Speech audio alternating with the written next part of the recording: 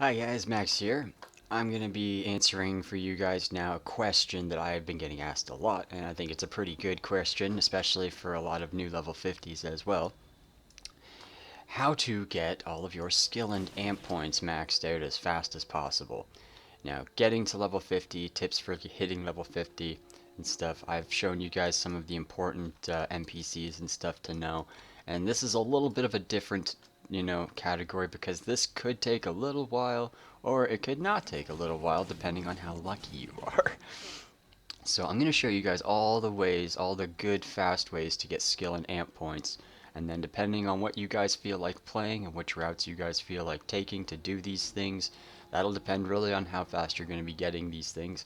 But also it could take several days.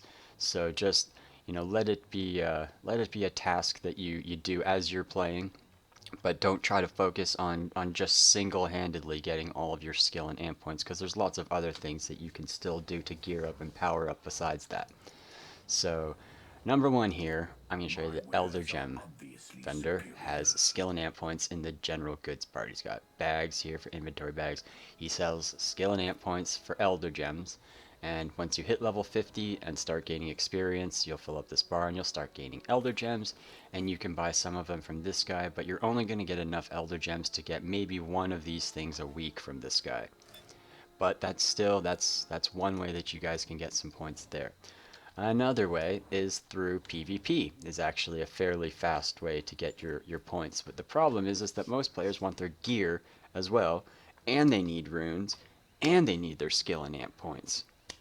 But if you really just want to get your skill and amp points, this PvP general goods vendor here in the consumables thing, if you go down, down, down, he's got a prestigious amp power upgrade. This is number one, this is number two. These are 4,000 prestige each.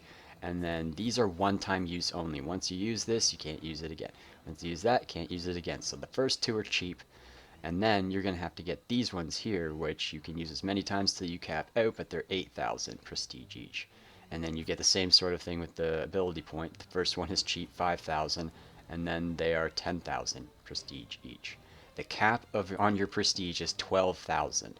So it's not 10,000, so you can get 10,000 prestige, take one of these, and you don't have to worry about going over your cap.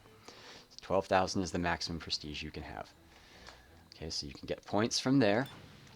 And you can also get some points.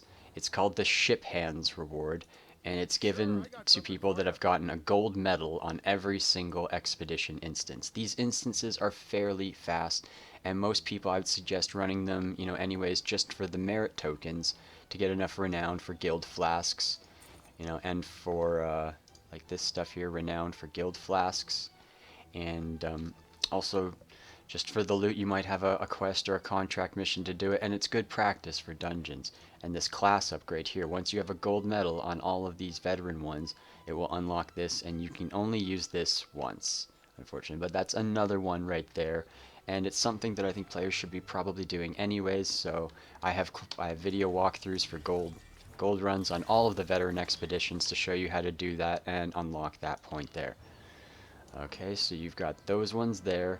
And now, if you go out to the new level 50, to the old level 50 zones, sorry, to the old level 50 zones, like Crimson Badlands and Blighthaven, the Defile, I believe even Grimvault, a lot of these zones here, and also Starcom Basin, Northern Wastes, these areas here, once you cap out on reputation from doing daily quests in these areas, the NPCs, the rep NPCs, all of them have either a skill or an amp point. That's the general merchant.